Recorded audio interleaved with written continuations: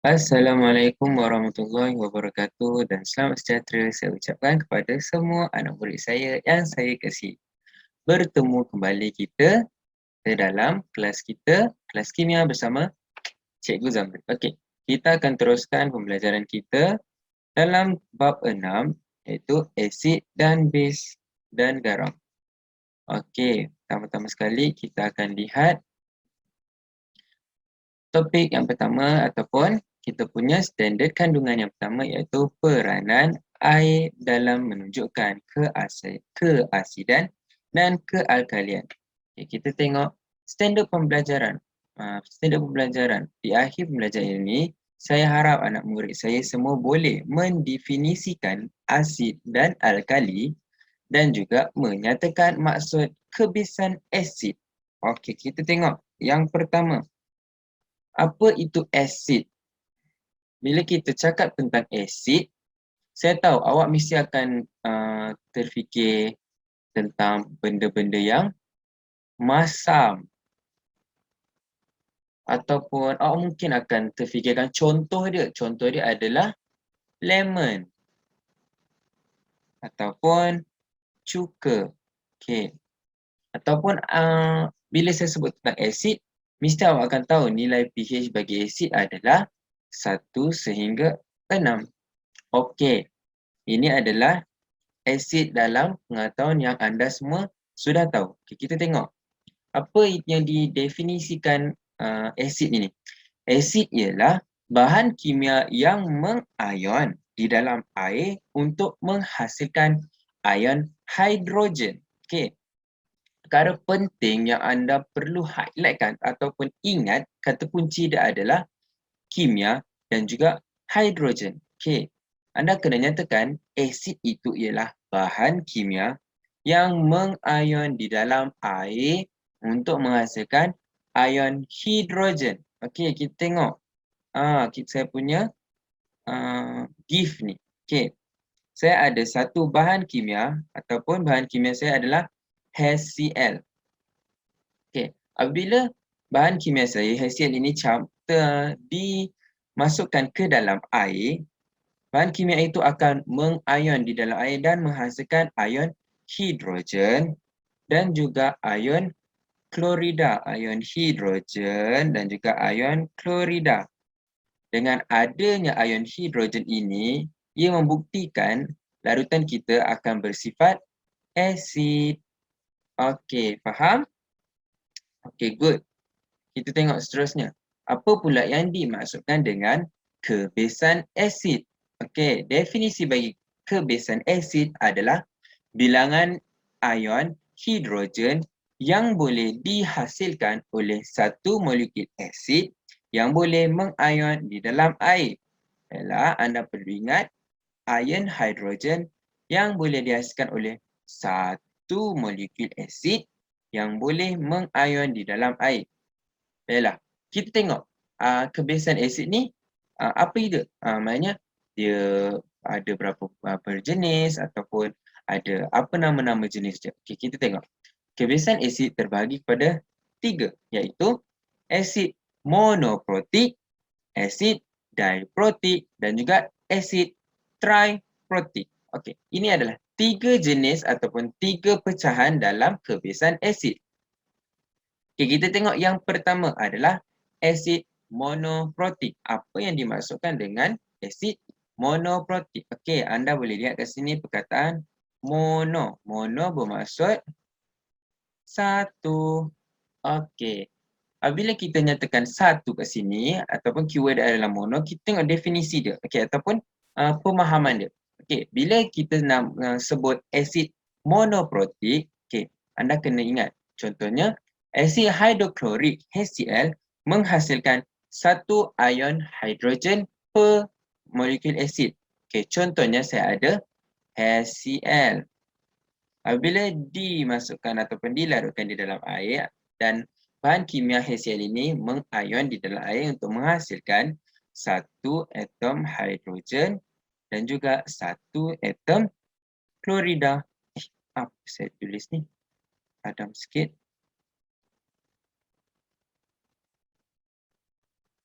Okey. Satu ion klorida. Okey. Kat sini kita akan dapat lihat penghasilan daripada pengayonan bahan kimia ini di dalam air menghasilkan hanya satu nisbah atom, satu nisbah sahaja untuk ion hidrogen. Ini yang dimasukkan dengan asid monoprotik. Okey, faham? Mono iaitu satu. Okay, kita tengok yang kedua, asid diprotik. Bila kita sebut diprotik ni bermaksud dua. Okey, kalau awak lupa, saya ada satu cara untuk ingat. Diprotik sama dengan dua. Okey, anda dapat lihat kat sini. D. So, dia adalah dua. Okey, kita tengok contoh. Asid sulfurik H2SO4 menghasilkan 2 ion hidrogen per molekul asid. Okey, kita ada satu molekul asid asid sulfurik H2SO4. Okey, per molekul asid. Ini yang dimasukkan per molekul asid. Kita ada satu saja molekul asid, tapi kita boleh menghasilkan. Okey, kita akan dapat apa tadi, kalau asid kita mesti akan dapat ion hidrogen bersama dengan produk dia SO4 2 negatif. Okey, kita tengok persamaan kita sekarang serentak atau tidak. Okey, SO4 kat sini 1, SO4 kat sini 1. H2. Okey, sekarang kat sini H ada 2. Tapi kat sini H kita ada 1. Sebenarnya kita kena letak 2 untuk seimbangkan persamaan ini. Okey, persamaan ini dah seimbang. Kita tengok kat sini. Hasil untuk pengayonan H2SO4 kita dapat 2 hidrogen. Maknanya ada 2 ion hidrogen. Okey, kat sini kita nampak apa yang dimaksudkan dengan diprotik, 2. Okey, bila hasil pengayonan bagi satu bahan kimia ataupun satu molekul asid dan hasilnya adalah 2 ion hidrogen terhasil, maknanya itu adalah bagi kebiasaan asid dia bersifat asid diprotik. Faham? Okey, ingat diprotik untuk 2. Okey, seterusnya kita tengok untuk triprotik ataupun triangle. Ingat triangle, lepas tu saya ada lagi cara untuk ingat tri ataupun 3. Okey, anda dapat lihat T dan T sama je dengan macam tadi. Di, 2. D. Ni tri. T, 3. Okey, good. 3. Okey, kita tengok contoh. Kita ada H3, 3PO4. Habis kita, bila bahan kimia ini ataupun asid ini, satu molekul asid ini mengayon di dalam air, hasilnya adalah kita akan dapat sebiasa asid. So hasilnya adalah H+. Campurkan dengan PO3 negatif. Ini adalah produk asing, produk lain daripada pengayonan asid H3O4, H3PO4 ataupun asid fosforik. Tapi tak seimbang persamaan ni. Sini ada 3, sini ada 1. Kita tambahkan 3. Bila kita tambah 3, kita dapat lihat nisbah ion untuk ion hidrogen ini 3. 3 ion hidrogen. Bila 3 ni kita tahulah yang dimaksudkan, kita tahulah sifat kebiasaan asid dia adalah asid triprotik. Itu cara-cara untuk kita tentukan kebiasaan asid bagi sesuatu molekul asid. Alright, good. Next, kita tengok pula apa yang dimaksudkan dengan base. Okey, base ni adalah bahan yang bertindak balas dengan asid untuk menghasilkan garam dan air sahaja. Okey, ingat. Bahan yang bertindak balas dengan asid dan menghasilkan garam dan air sahaja. Okey, kita tengok contoh base yang ada. Bagi oksida logam, kita ada magnesium oksida dan juga kita ada kuprum oksida. Manakala untuk hidrogen logam, hidroksida logam, kita ada magnesium dioksida dan juga kalsium dioksida. Ini adalah contoh base yang wujud. Seterusnya kita tengok Base ni tadi maksud dia adalah bahan yang bertindak balas dengan asid untuk menghasilkan garam dan air sahaja. Okey, contoh. Kita tengok ambil contoh tadi satu. Kita ambil Mg oksida. Okey, kita campurkan dengan asid. Kita ada HCl. Okey, akan menghasilkan garam dan air. Okey, garam yang hasil adalah MgCl tambah dengan H2O, air. Okey, sini kita akan dapat lihat ini adalah garam. Manakala ini adalah air. So, kita punya persamaan ini menepati dengan maksud sebenar base. Dan juga persamaan kita telah seimbang. Okey, saya tengok ada satu dalam contoh. Okey, ada satu contoh dalam buku teks. Saya tanya awak. Kalau Mg campurkan dengan 2 HCl menghasilkan MgCl2 plus H2. Okey. HCl ini adalah asid. Manakala Mg ni, persoalan saya, adakah Mg ini bersifat base?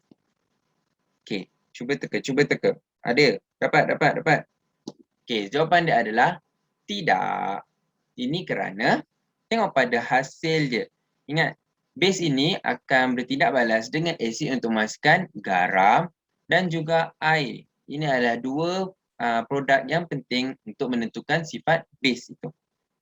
Kita tengok sini. Tiada air. Maknanya dekat produk ini, tiada penghasilan air. Dan terus menjadikan Mg ni bukan bersifat base. Okey, faham? Ingat, apabila kita nak menentukan sifat base itu, kita kena pastikan apabila kita membuat tindak balas dengan asid, hasil daripada tindak balas itu adalah garam dan juga air sahaja. So, itulah sifat base. Seterusnya kita bergerak kepada alkali.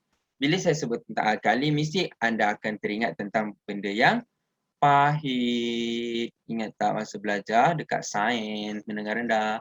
Ataupun contoh dia adalah sabun ataupun ubat gigi. Dan nilai pH untuk alkali adalah 8 hingga 14. Ini adalah secara umum yang anda tahu. Okey, kita tengok pula maksud sebenar alkali ni. Okey, alkali ialah bahan kimia yang mengayon di dalam air untuk menghasilkan ion hidroksida. Okey. Okey, ingat perkataan bahan kimia yang mengayon di dalam air untuk menghasilkan ion hidroksida. Kita tengok contoh. Saya ada air, saya ada satu bahan kimia. Okey, saya tak tahu bahan kimia ni bersifat apa? Asid ke, alkali ke, neutral ke? Saya nak kaji. Okey, saya letakkan bahan kimia itu di dalam satu bikar dan saya larutkan bahan kimia itu ke dalam air. Okey, apabila bahan kimia itu melarut di dalam air, saya dapati ion hidroksida wujud di dalam larutan ini. Dan secara tidak langsung saya juga boleh tentukan larutan ini bersifat alkali kerana wujudnya ion hidroksida di dalam larutan ini. So kita tahu apabila ada ion hidroksida, maknanya larutan kita adalah bersifat alkali. Okey, so kita tengok kegunaan asid. Okey, kegunaan asid di dalam kehidupan seharian. Okey, kita ada yang pertama asid sulfurik. Asid sulfurik ataupun dia punya formula adalah asid sulfurik H2SO4. Okey, digunakan dalam pembuatan cat dan elektrolit dalam bateri kereta. Ni buat cat dan juga air bateri orang kata. Gitu. Yang kedua adalah asid hidroklorik ataupun HCl yang selalu kita akan dengar dalam pembelajaran kimia. HCl digunakan untuk menghilangkan karat. Okay, karat yang kat sini kita hilangkan menggunakan HCl. Okey, ketiga adalah asid etanoik yang digunakan untuk membuat cuka. Asid ethanoik ataupun CH3, COOH. Dan akhir sekali adalah asid nitrik ataupun HNO3. Tak nampak macam 3 dah. 3. Digunakan untuk membuat baja nitrat. Okey, ini adalah kegunaan bagi asid-asid yang saya nyatakan ini. Selanjutnya kita tengok kegunaan alkali pula. Okey, kita ada nitrum hydroksida ataupun NaOH. Yang selalu kita dengar NaO. NaO ini digunakan untuk membuat sabun. Penggunaan harian. Dan juga amonia NH3 digunakan untuk membuat baja. Medium pula.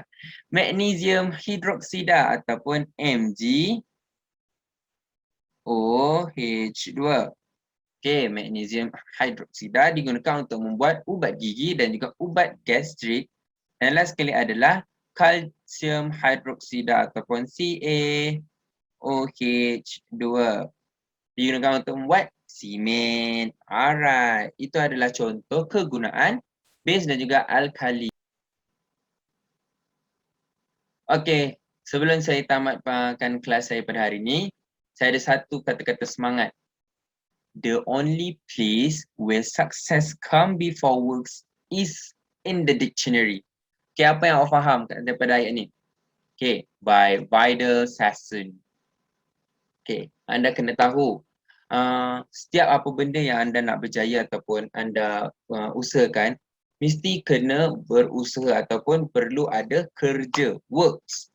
Okey, kalau yang tak ada works ni hanya di dalam kamus saja, kerana kamus je yang boleh faham, boleh pandai tanpa kita perlu membuat kerja. Atau macam nak cakap, kamus tu dia sendiri dah pandai tanpa dia perlu buat kerja dah, sebab dia adalah kamus. Memang dah semua maklumat ada dalam tu. Jadi apa-apa kalau nak berjaya ke, kalau nak kaya ke, kalau nak pandai ke, semua kena berusaha. Ingat, berusaha itu sangat penting. Usaha tangga kejayaan. Okay, itu sahaja daripada saya pada hari ini. Sekian, terima kasih. Assalamualaikum warahmatullahi wabarakatuh.